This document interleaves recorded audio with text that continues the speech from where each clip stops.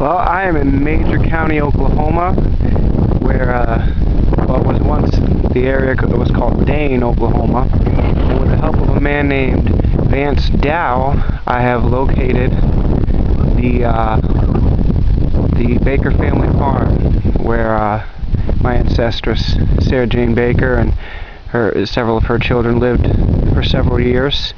And I have permission from the owners June and Bill Keaton to take a look around.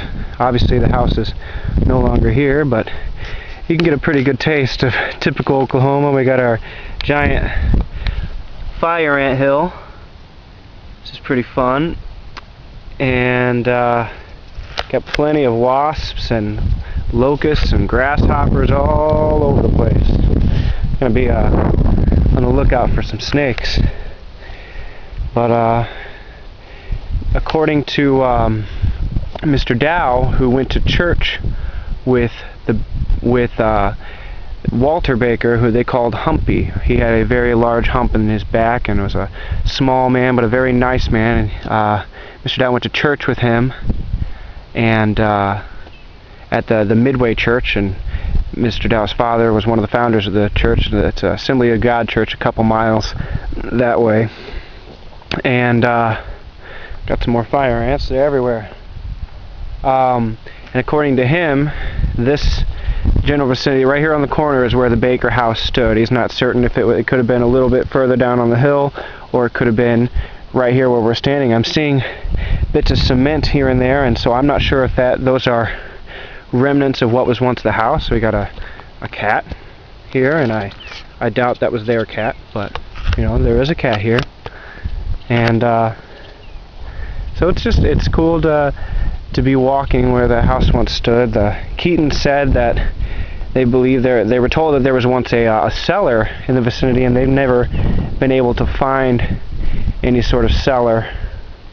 So if there was one, we're not sure exactly where it was, but they believe that the house is probably about right here, where amongst all this brush and everything. And the Keatons are kind of collectors of various, you know, they find little metal objects, and they do a lot of little folk art stuff, and they had a lot of folk art stuff around their house, and they were showing it to me, and it was pretty cool. And she said she's kind of picked this over, seeing if they're trying to find stuff to add to her collection, but she had not come across anything that was usable or anything at all like that. And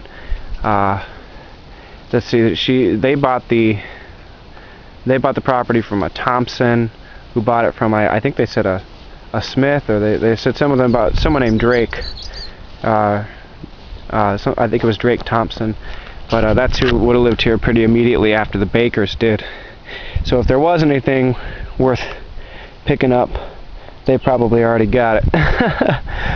But it's just cool to stand here where the Bakers hung out every day. I was put in touch with Mr. Dow by a woman named Louise Maupin, and she told me that her mother would relay stories to her about the Baker boys, and those are my Bakers. That'd be Albert and Elbert, the twins, and then Walter, and then Arbery Bolton, who'd be the oldest one, was their half brother.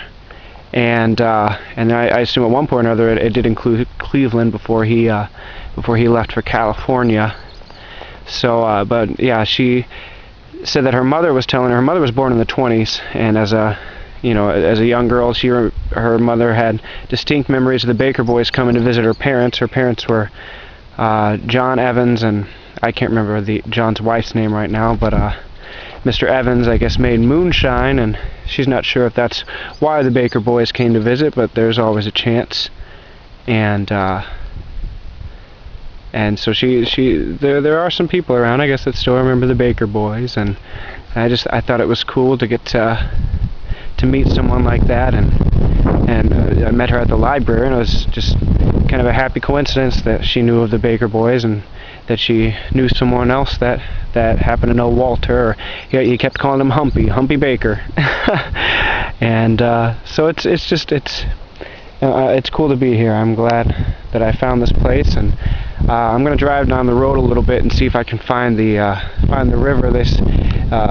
Mr. Dow said the Baker boys would go down there and fish on the river pretty frequently. So I'm going to see what else I can find.